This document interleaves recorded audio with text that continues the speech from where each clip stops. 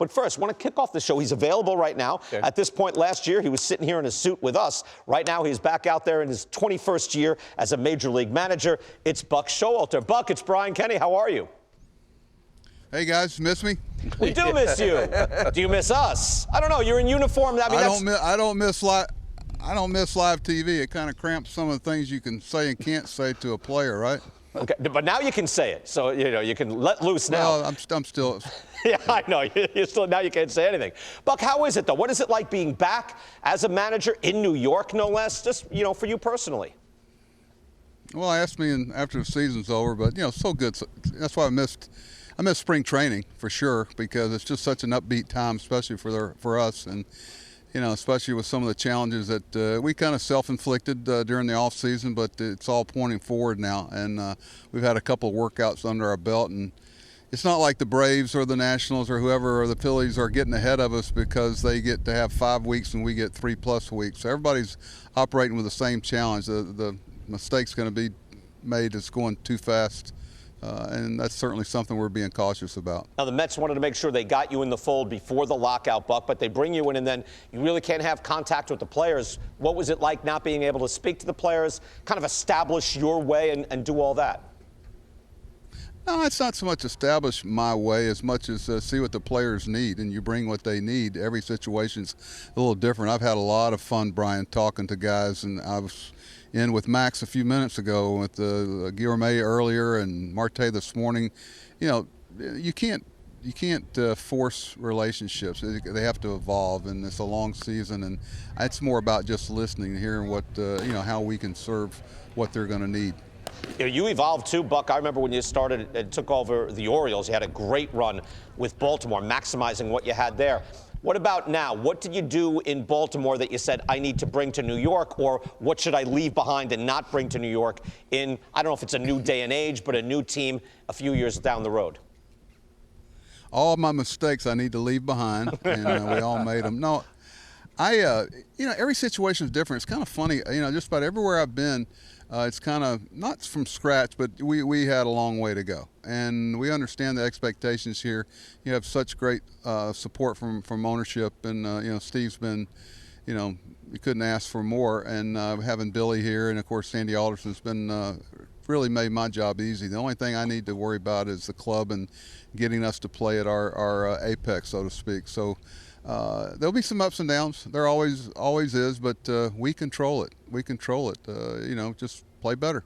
If we play better, it'll work out. Buck, you and I have had a lot of conversations. Even I remember spring training with the Orioles, where you were kind of talking about team cohesion and watching your teams do drills, fundamentals, even hitting cutoffs, doing things like that. Your teams were tight. This is a transition year for the Mets. There's a lot of new players. You got some new 33-year-old outfielders. Max Scherzer is with you. DeGrom is an established star. Had a great year last year. How do you bring about cohesion so everybody's rowing in the same direction? Well, that's a good question, Brian, because that's not easy with this shorter frame and a lot of new people. And if you try to force it, you're going to make a mistake. If you go, hey, I'm going to put this guy in a locker next to this guy and force a friendship, that's a mistake. These are grown men that understand what the end game's going to be, but it's so hard to get that. But when it's developing, and we have a lot of guys that I know Billy, and the time spent on looking at more than just the physical skills of somebody. When you're talking about a Marte, you're talking about an Escobar and a Canna, and of course Max and Bassett. They share some very common traits other than playing the game well. They bring some other parts of it. I know Francisco Lindor and I were talking about this a couple of days ago in my office about, he now just plays shortstop and be himself and bring his personality and bring his game. And I think being able to spread some of the spotlight, so to speak, should bode well for a lot of our guys. I mentioned new outfielders. Mark Canha is in former A. Starling Marte off an outstanding year. Is he going to be a center fielder for you, Buck? Have you made that determination, or what do you look at to figure, is he a corner outfielder or is he playing center? Yes. He's there. He's already there. You've made that determination. What's funny is the good thing and problem, so to speak, is that all three of these guys have played center field. They've all played multiple positions. So, we're in the process. I've talked to Canha about it. I've talked to Marte as early as this morning. talked to Nemo some about, okay, in a perfect world, where would you like to play and present yourself? And here's what we're thinking. Let's see if it works, where it all meshes. But I feel comfortable with the versatility there. I in my gut know how I'd like to see it work out. Billy and I have been talking about what we think is the best fit for us as far as defensively.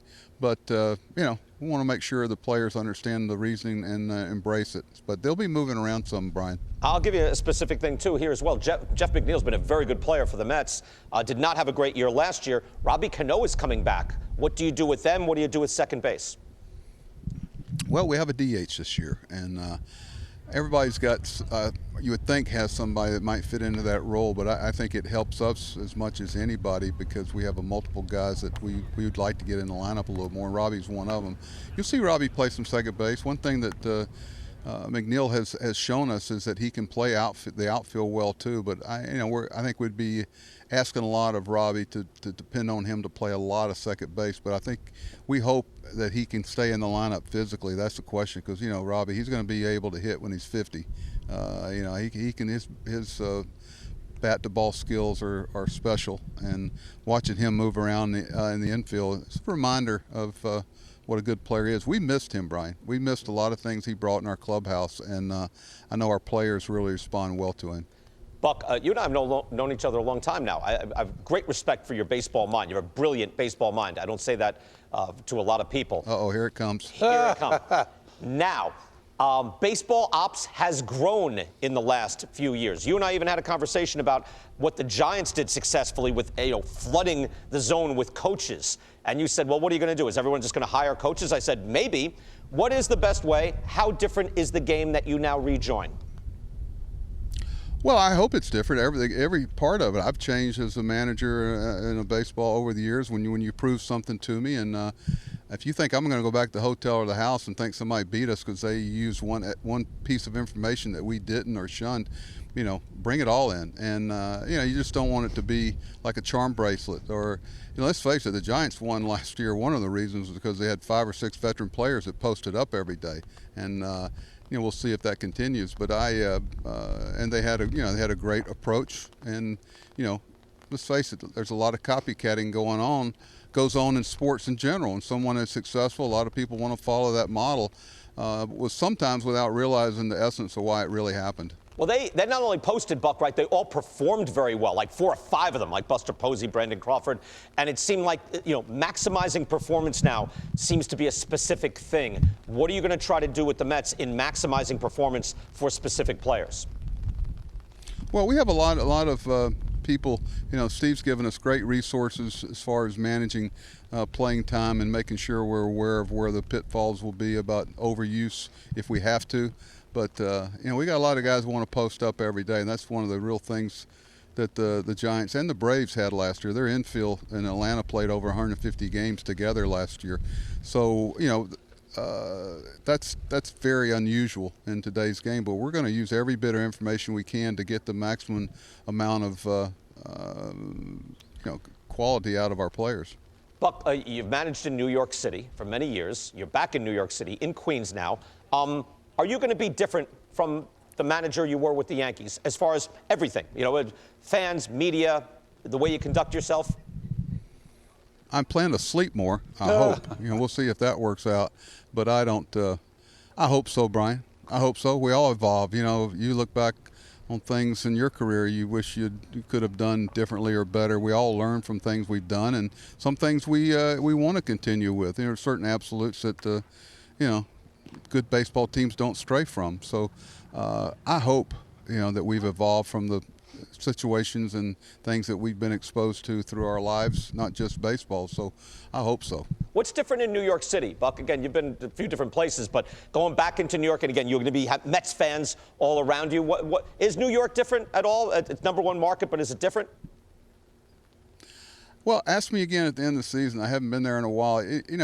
It's not like we have a corner on pressure. There's pressure to win. You got the best 30 teams in the world, and everybody has quality baseball people trying to attain the same thing. That's why it's so rewarding if you can get it done.